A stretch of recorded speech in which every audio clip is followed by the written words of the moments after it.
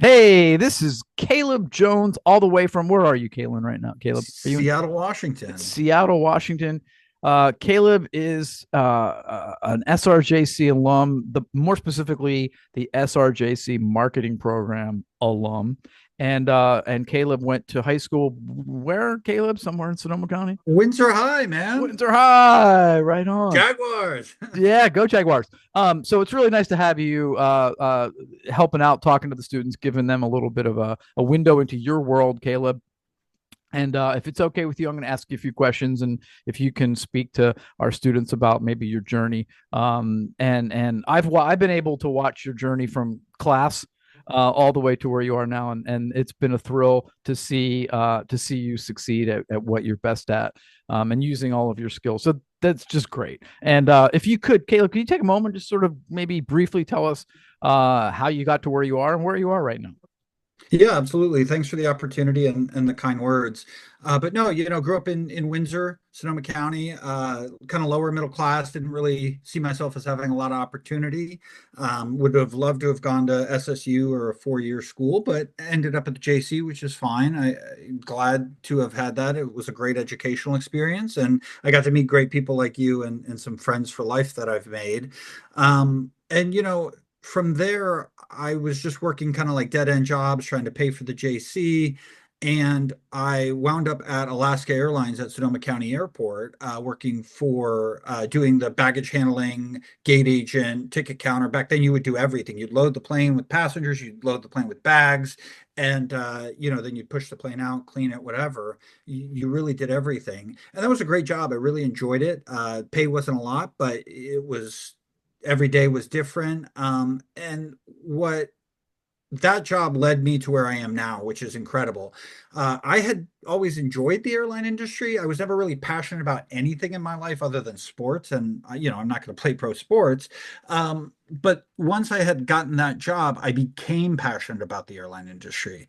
It was just something that fascinated me. And what I noticed early on from that job, Roy, was that I could parlay that into a career. Maybe not in Santa Rosa, but through hard work, dedication, and a good attitude and rolling with the punches, I could tell early on that I could parlay that into a career. Oh, nice. That's awesome. And you didn't do it just because you got all the perks of flying discount with discount airlines everywhere, right? Yeah, no, that's a cool perk. You get to fly standby, and I tell Uh, people all the time, I wouldn't have even had a passport if it weren't for that job, and I've been all over the world because of it. So, how many places did you fly? Because I used to keep track of where Ooh, you would be at those world famous yeah, hotels that you would stay. Hampton Inns, yeah. I've been all over, man. Iceland's really cool, Sri Lanka, Europe, that sort of thing. But that was another incentive for me. Like again, I never went on a vacation as a kid. We couldn't afford it, so I would go to Iceland for 48 hours because I got to fly for standby for free. So anyway, then from there, I kept applying for jobs at Alaska Airlines corporate headquarters up in Seattle because you kind of got to get to the mothership if you want to exceed in that industry and at the company. And I never forget it to this day. I got a job. It was a 1 year temporary assignment at their corporate headquarters in training development because, I applied for stuff that I knew realistically I could do. Like I'd been at the airline a year and a half. I knew how to train. I knew all the roles. So I applied for it and they call me. I'm right next to Oliver's Market on West 3rd. And I pick up the phone and they go, "Hey, you got the job. You're moving to Seattle." They go, "Your salary is $43,000 for the year," which for me was incredible. I had never heard of that amount. I was 40. I rush into my parents' room and I go, "Hey, I got the job in Seattle on $43,000." They go, "Great. How are you going to live in Seattle on that?" And so I made it work. I found a place with three roommates and, it was 700 bucks a month. I didn't have a car. I would walk to the airport or to the corporate headquarters.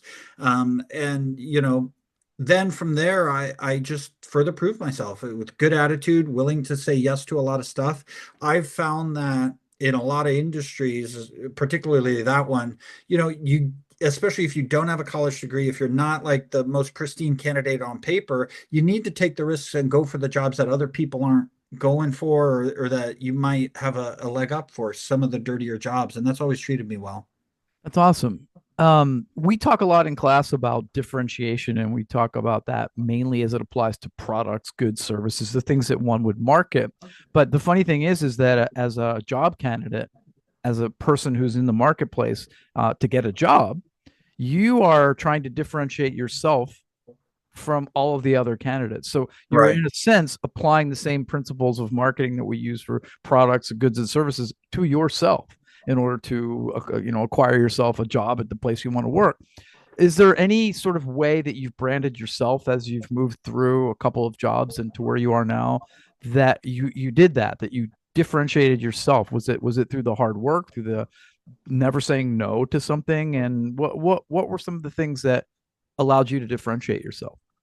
Yeah, one of the biggest things that I learned from a young age, because my dad unfortunately napalmed every bridge he ever made, is don't burn your bridges. Even if you had a bad experience at a job, even if you think your manager was out to get you, even if you think they were targeting you, even if you leave that job, do it gracefully. Don't burn the bridge. It's not personal because you never know when that employer is going to call. So I've always had people say nice things about me because I earned that. I didn't, you know, even in jobs I didn't like, I didn't go out swinging on the way out.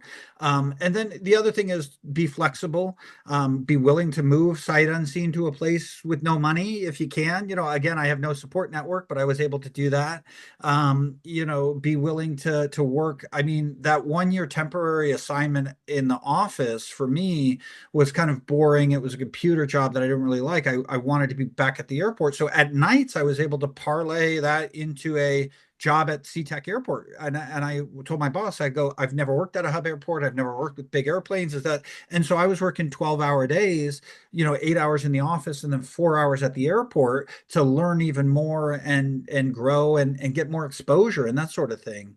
And I never, to this day, I never think I'm the smartest guy in the room. I never think I know more than anybody else.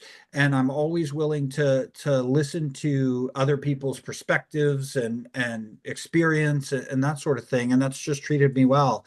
In terms of differentiating myself when I like apply for a job or interview for a job, I just, I go with my experience and how I've worked hard with a positive attitude, rolled with the punches, and just kind of am willing to face any adversity that's thrown at me. I love that. And along the way, I mean, we also talk in marketing classes about focus, and if you're building a brand, you're building a company, you're building a product, that focusing on exactly what it is that you're doing, your mission, your values is essential. I know that in your career, you focused on travel on airlines, but the last time I saw you, you were transitioning out of working for Starbucks. How did that come to be? What did you do at Starbucks, and how does that fit in your market focus? And then how did you transition from that back into the travel and the airline business? Yeah, good question. So during COVID, last place you want to be working is for the airlines, right? And I was in a sales role at that point, which is even worse. So great experience. I loved it up until COVID and travel, kind of kicked off. But so I took a buyout. Airlines were offering very generous buyout packages. And then from there, I got a job at Starbucks corporate headquarters, completely different, right? Not airline focused, but my roles with the airlines has always been customer service manager, baggage manager, operations manager, operations supervisor. So my role at Starbucks was then an executive corporate crisis customer service role. So essentially, like if there's Starbucks is very brand protective, understandably. So if there's something that goes viral that's negative, somebody burns themselves, a barista, calls somebody an inappropriate name, goes viral. My job would be to reach out to the individual directly, try to resolve the situation, try to get the facts from the barista, from witnesses, from video, and that sort of thing, and almost do damage control in lockstep with our PR and comms department, but I was more the boots on the ground, kind of in the mud, uh, facing the situation head on. And I was able to, completely different from what I did at the airlines, but still customer service, still scrappiness, still, um, adversity, rolling with the punches, that sort of thing. So take your previous experience and apply it to the job that you're applying for. Even if it's a completely different industry, you're able to do that. That's awesome.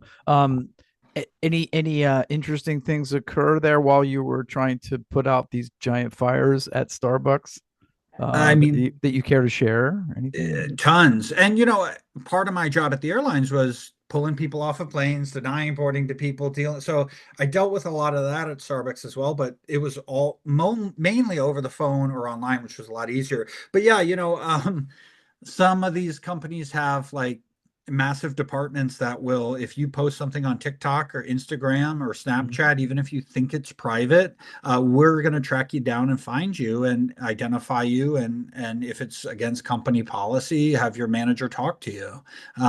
There were times when I would work for hours on end on one thing to locate a barista who, filmed an OnlyFans video in a bathroom.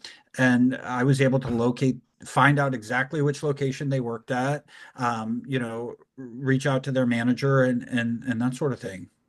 Well, that's an interesting example that you used. Um, uh, so so that brings us to where you are today, and I know that Yes. in class we're constantly being bombarded with messaging about AI, Yeah. and some students and some are comfortable with it. Some of them use it for their work at school. I know who you guys are. Actually, Caleb will find you if he found the OnlyFans person in Yeah. the bathroom, he'll find you. He and they're sort of unsure of how AI can be used in a business setting. So I think it's really interesting that you've landed at this sort of groundbreaking company, a B2B company that uses AI, and that's your career now.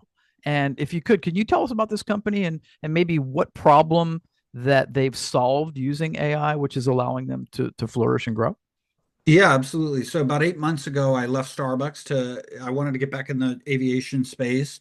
And Assaia is the company I work for now. I'm the head of customer success for the Americas. And Assaia, we use artificial intelligence, machine learning, and computer vision technology, which is a fancy way of saying video cameras, to oversee the ramp operations of airports and airlines. So the ramps where all the stuff going on outside of the terminal happens. Your bags are loaded, the flights are being fueled, the people are servicing the aircraft. And so we in real time will show video to the end user at the airline and our in at the same exact time, our artificial intelligence machine learning will ingest that video and spit it out into bite-sized, easy to read metrics so that if, for instance, you're potentially taking a delay because X, Y, and Z is running late or predicted to run late, we're going to alert you so that you can kind of get that back on track. So, we've saved airlines a ton of time on the ground. We've made sustainability efforts in terms of you can shut the engines down earlier, the APU, which is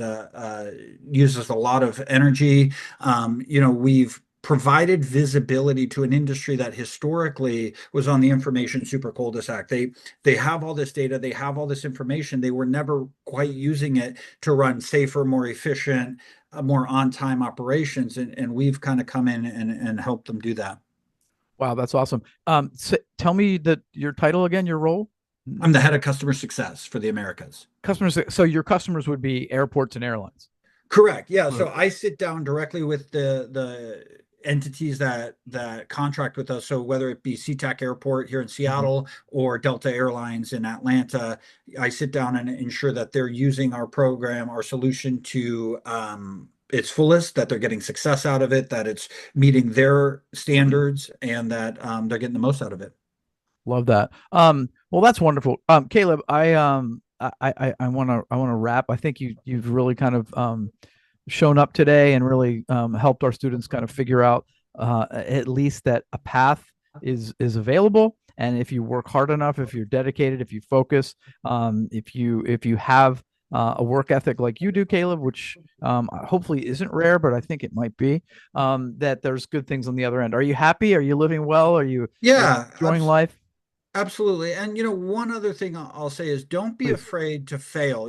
I've taken jobs that are a step down, a little pay grade down, because I wanted to try something new or see if it would make me happy.